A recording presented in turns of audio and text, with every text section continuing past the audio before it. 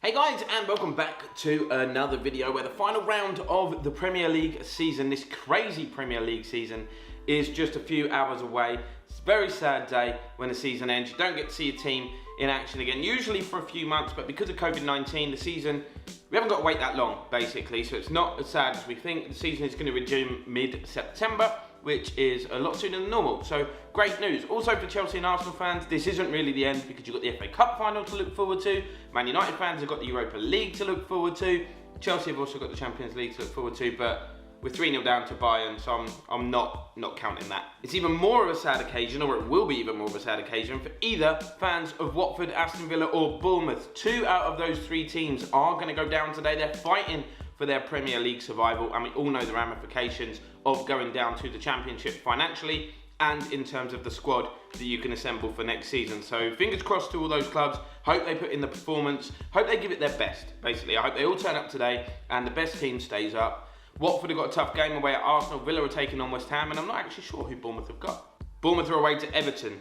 So if you're asking me who I think is going to stay up, I'd have to go with Aston Villa. There is, of course, a fascinating battle going on for top 4 places at the other end of the table between Chelsea, Man United and Leicester. Chelsea, any of those teams can actually finish 3rd, but I don't think 3rd is on the brain. I think if you offered any of those teams a top 4 place today prior to kickoff, especially Leicester, considering they're currently the ones outside the top 4, we would all grab it. We would all say, yes, please. A point for Chelsea guarantees that. Guarantees a top 4 place because, of course, Leicester and Man United play each other, which does us a huge favour. They can't both win. If it's a draw, they both only get 1 point. So we're all right. We're in quite a sneaky little position, really. But we do take on Wolves, and a win for Wolves would guarantee themselves 6th spot, which is, of course, Europa League, and would be their best ever league finish since 1980. But they're not going to lie down. Of all the teams like outside the top 4, Wolves are like the best of the rest. They're the ones that are not in the running. They can't quite make it, but they are next. They're 6th in the Premier League table. So this is going to not be easy. Yes, I'd love to come 3rd. I would love to come 3rd, but I'm not.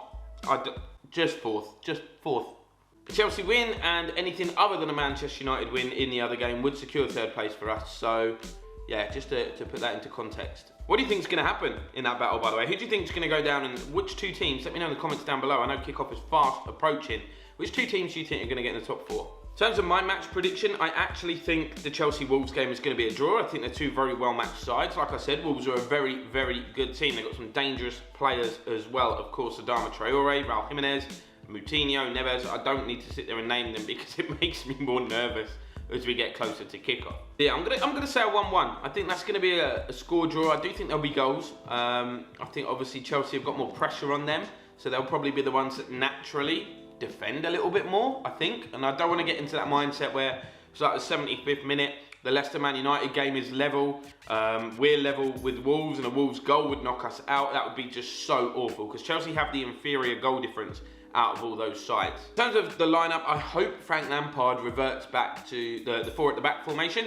So my team would be Kepa in goal. I'll keep this really quick and sharp. Kepa in goal, Reece James at right back, Aspi at left back, because I think if you pair Marcus Alonso up against Adama Traore, it'd be like watching Roadrunner in a race with, I don't know who's fat, me and Roadrunner in a race. Zuma, Christensen. I think Rudiger.